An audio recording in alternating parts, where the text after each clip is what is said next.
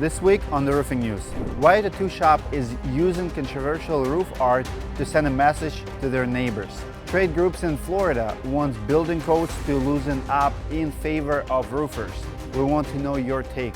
The Florida CFO is cracking down on storm fraud, with investigators going door to door. Good news, how a roofer in England helped rescue animals.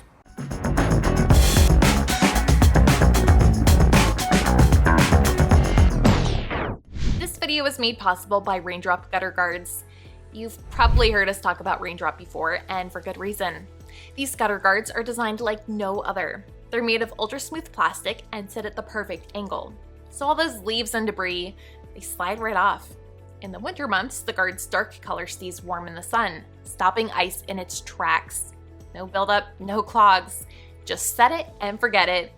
Plus, Raindrop has a hail warranty, so you know these things are built to handle whatever gets thrown at them, literally. It's a high-performance, low-maintenance gutter system. No matter the weather, Raindrop has you covered. Hit the link in the description and grab yours today.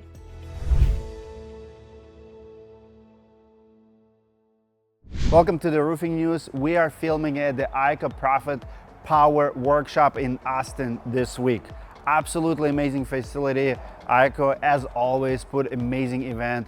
We've got some great stories and some specials updates, so stick around. As always, if you have a story to share, you can send it to us by emailing sydney@roofinginsights.com. And also, I would like to know, where are you watching from? Comment below if you're a roofer, supplier, maybe homeowner. What do you do and where are you from? I read all of my comments and I'm really curious where our views are coming from. Introduce yourself in comments. That was dumb. First up is one of the funniest stories I've seen in a long time. That being said, there are two sides to this controversy and I want to know what you think. Check it out. Down in Colorado Springs today to share an important story going on in our community. Blur it out for sure. There are a lot of words to describe what we're blurring, but let's just call it a male body part. The mural is basically, it's a tow truck driver towing a car. He's a big old running over while other are running away from him, doing Colorado activities like mountain biking and snowboarding away and stuff like that. This is Pace. He's a tattoo artist at Fallen Heroes Tattoo in Colorado Springs. He painted the mural that we can't show you. It's just been a parking dispute, so we tried to work together and it really got nowhere. So we knew something like this mural would get their attention. The new apartment building next door has been towing customers' cars. They share an alley, but there are only signs on the apartment side that say resident parking only. It's confusing, and they say at least 45 of their customers have gotten their cars towed recently for parking in spaces outside their building. They were the ones being at first, so it's basically a sword fight right now. I feel like we're winning. To get back at them, they did what tattoo artists do best. Now everyone in the apartment building has to look out over this. It's very cartoony and fun, but it's still I wanted to know if the mural violated any laws here in Colorado Springs. So being the professional journalist that I am, I reached out to the city to ask them.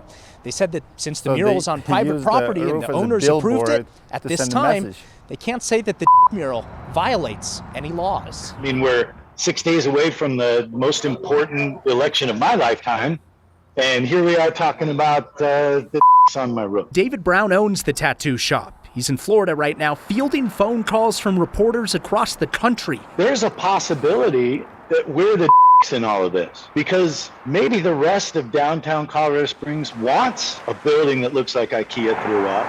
Since FCC rules won't let us show you what the mural looks like, I'll try and draw it. Okay, that's looking good. Better. So this is kind of what it looks like. Just kidding. You know we can't show that on TV. Very funny. I just love the creativity of the tattoo shop because they needed to send a message and they picked a roof to send a message. Would you do something like that? Oh, it starts raining on us. How lovely. Let's see if we can finish the news from here.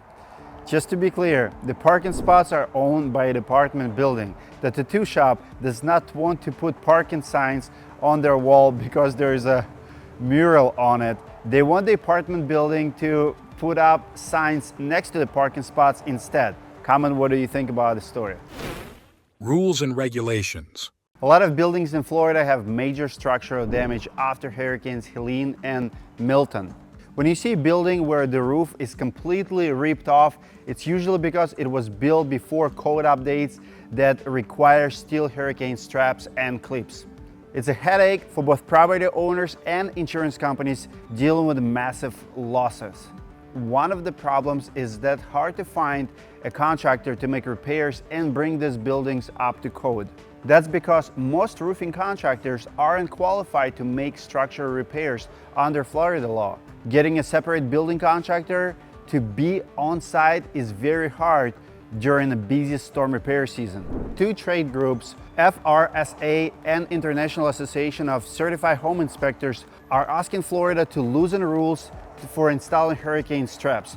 They want roofers to be able to do this work. Long-term, FRSA says it could help more homes become hurricane ready and lower the cost of property insurance. Let us know what you think in the comments. Roofers, would you take this work? Manufacturers and materials.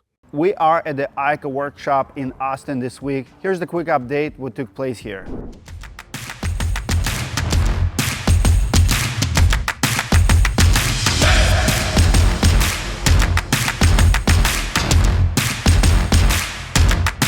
When I say roof, y'all say bro. Roof, bro, roof, bro. There we go, there we go.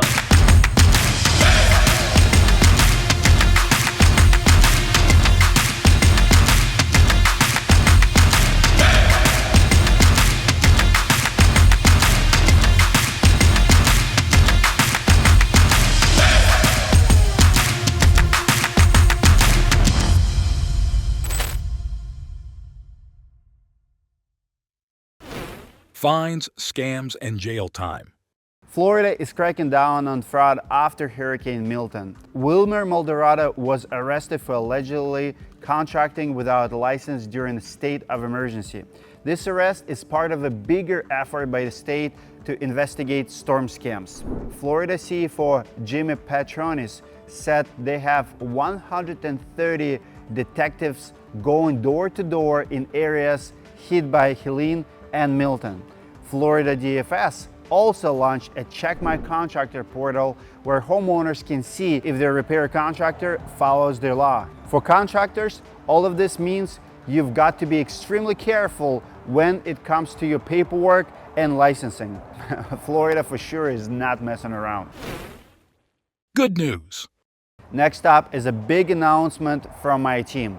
We're looking for 12 companies to visit in 2025. I will visit one roofing company each month with my videographer. We'll shoot a full company tour, interviews, social media content, and podcast, as well as a whole bunch of other stuff like customer testimonials, ads for social media. It's one-of-a-kind marketing, and I absolutely love doing these tours. There is so much to learn from every CEO's journey and the history of the company. If you wanted to make to our 2025 schedule, email louis@roofinginsights.com and we'll schedule a call to see if you qualify.